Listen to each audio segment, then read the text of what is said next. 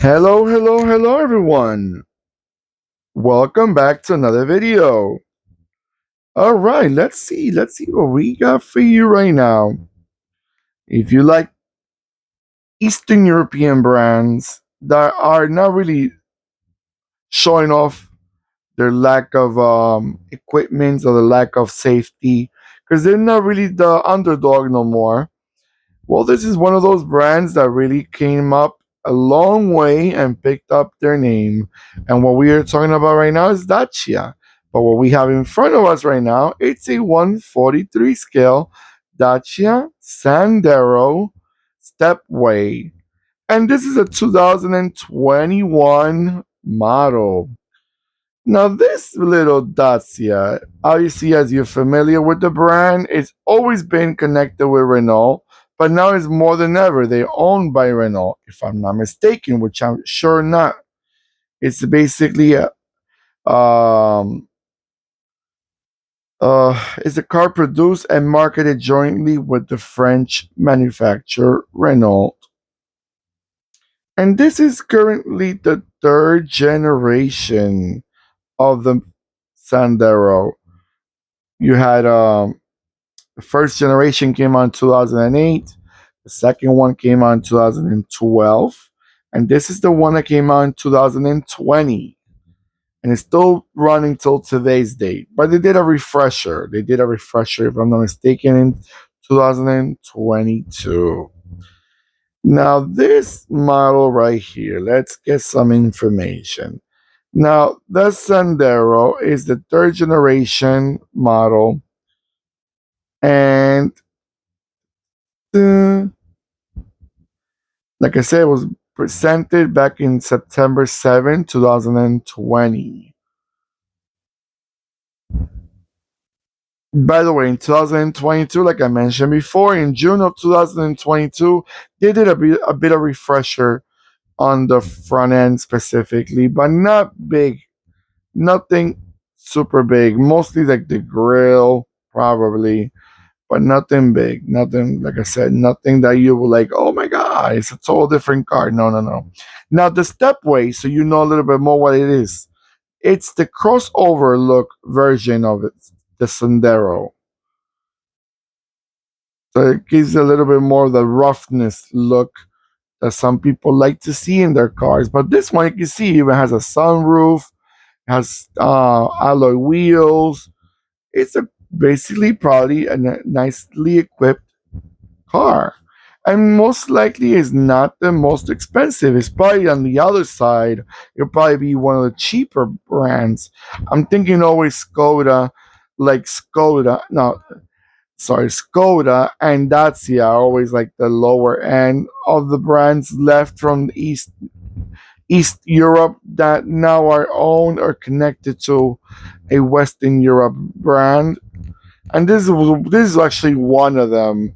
You know, that's like I said, it's always been connected with Renault. All right, guys. Talking about engines, let's get to engines so you guys know what these cars come with. There's actually a few engines, but they're all very small, by the way, guys. Do not expect no hot rocket car.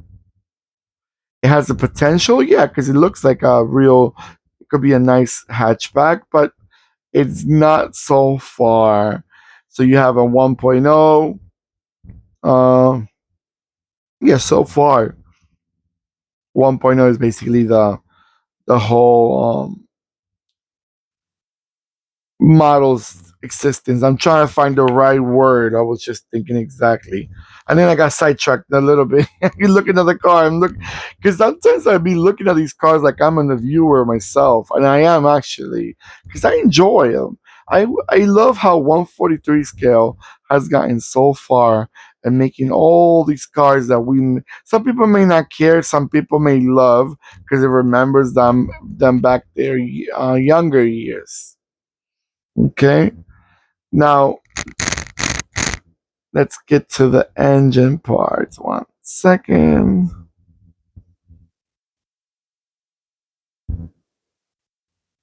Engine, by the way, they have a 1.0 and a 1. Actually, 1.0 is the only one, and 3 cylinder. These are three-cylinder car, guys. So don't feel bad if you're driving a car that has a small engine because this one is part of them too. And sometimes, economy is quite tough. We all know that gasoline has skyrocketed worldwide. So you don't want a heavy car that eats a lot of gasoline. You want to keep it small. You want to keep it tight, you know, tight wallet, not spend so much. All right, guys, I'm gonna let it go around a few times, and I'll be right back.